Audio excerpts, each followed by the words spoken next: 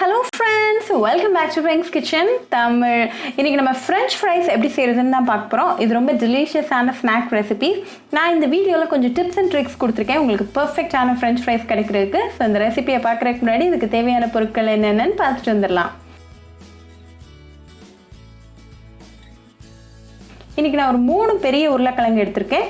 இது நல்லா புதுசா பார்த்து எடுத்துக்கோங்க. நல்லா ஃப்ரெஷ்ஷா இருக்கணும். ஆல்சோ லெந்த் வைஸ் நல்லா லாங்கா இருக்கணும். அப்பதான் உங்களுக்கு fries நல்லா வரும். இப்போ இதோட தோலை நீக்கிட்டு இத நல்லா கழுவி எடுத்துட்டு வந்துறலாம். உருளைக்கிழங்கோட 2 எண்ட்ஸையும் நல்லா கட் பண்ணிட்டு இந்த மாதிரி கட் பண்ணிக்கோங்க.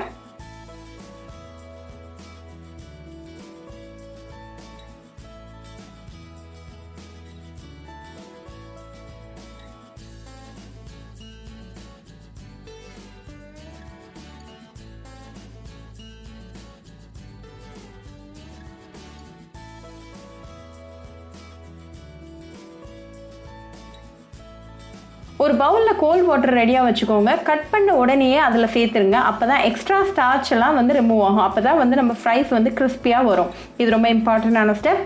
கையை வச்சு நல்லா அலசிட்டு இந்த பொட்டேட்டோ பீசஸை ஒரு நல்ல கிளாத்ல வந்து மாத்திருங்க. இது ஒரு 5 minutes ட்ரை ஆகட்டும்.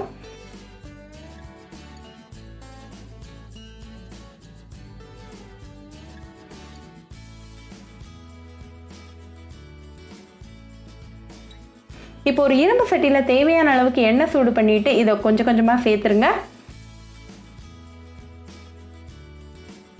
ஒரு 1 minute ஹை ஃப்ளேம்ல குக் பண்ணுங்க. கலர் வந்து இந்த ஸ்டேஜ்ல வந்து மாறக்கூடாது. சோ அதுக்கு முன்னாடியே ரிமூவ் பண்ணிருங்க.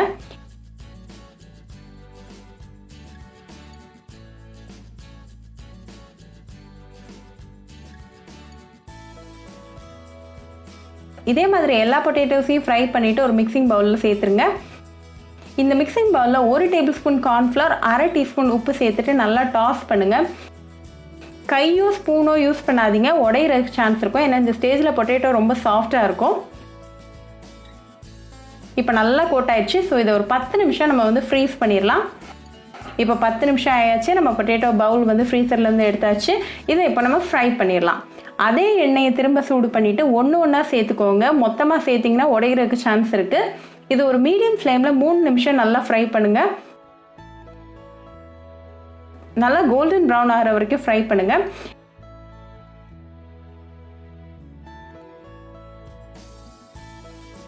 இப்போ நல்லா கிறிஸ்பியா கோல்டன் பிரவுன் ஆயிடுச்சு. ஸோ இதை நம்ம ரிமூவ் பண்ணிடலாம்.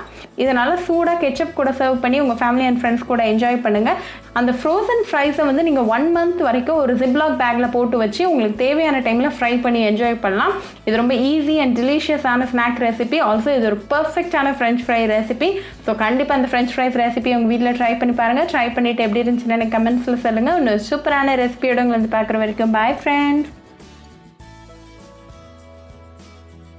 உங்களுக்கு இந்த வீடியோ பிடிச்சிருந்தா பிங்க்ஸ் கிச்சன் தமிழுக்கு லைக் பண்ணுங்க, ஷேர் பண்ணுங்க, கமெண்ட் பண்ணுங்க அண்ட் மறக்காம சப்ஸ்கிரைப் பண்ணுங்க.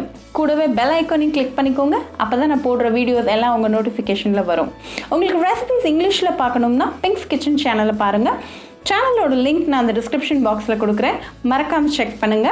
இன்னொரு இன்ட்ரெஸ்டிங்கான ரெசிபியோட உங்களை பார்க்க வர வரைக்கும் பாய் ஃப்ரெண்ட்ஸ்.